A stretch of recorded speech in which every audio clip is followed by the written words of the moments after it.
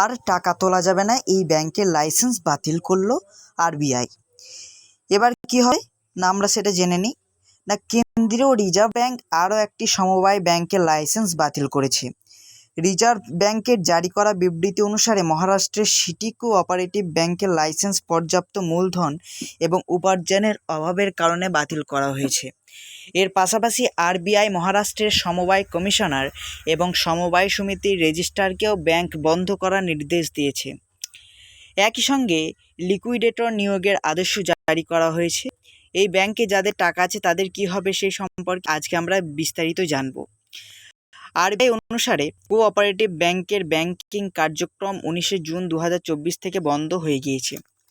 গ্রাহকদের সম্পর্কে কথা বলে গ্রাহকেরা তাদের আমানত বীমা এবং ক্রেডিট গ্যারান্টি কর্পোরেশন থেকে শুধুমাত্র 5 লক্ষ টাকা পর্যন্তই বীমা পাবেন। তো এখানে কোঅপারেটিভ ব্যাংকের সম্বন্ধে বলা হয়েছে।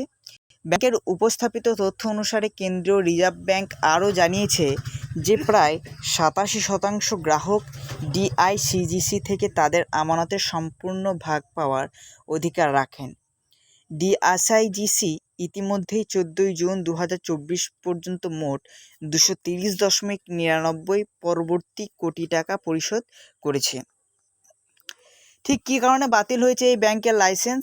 আরবিআই আরও বলেছে যে মুম্বাই নিবন্ধ ভিত্তিক কোঅপারেটিভ ব্যাংকের পর্যাপ্ত মূলধন এবং উপার্জনের সম্ভাবনা নেই। ব্যাংক তার বর্তমান আর্থিক অবস্থায় তার বকেয়া পরিশোধ করতে অক্ষম। এরপরেও এই ব্যাংকটিকে তার ব্যাংকিং ব্যবসা চালিয়ে যেতে দেওয়া হলে জনস্বার্থে বিরূপ প্রভাব পড়বে। পূর্বাচল সমবায় ব্যাংকের লাইসেন্সও বাতিল। সম্প্রতি উত্তরপ্রদেশের গাজীপুরে অবস্থিত পূর্বাচল কোঅপারেটিভ ব্যাংকের লাইসেন্সও বাতিল করেছে রিজার্ভ ব্যাংক।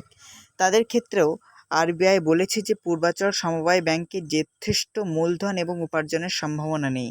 আরবিআই আরও বলেছে যে পূর্বাচল সমবায় ব্যাংকের তথ্য অনুসারে প্রায় 99.51% গ্রাহক তাদের সম্পূর্ণ আমানত ডিআইসিজিসি থেকে পাওয়ার যোগ্য। কেন্দ্রীয় ব্যাংক একই দাবি করে বলেছে যে এই সমবায় ব্যাংক তার বর্তমান আর্থিক অবস্থায় আমানতকারীদের সম্পূর্ণ অর্থ প্রদান করতেই পারবে না, তাই লাইসেন্স বাতিল করাই শ্রেয়।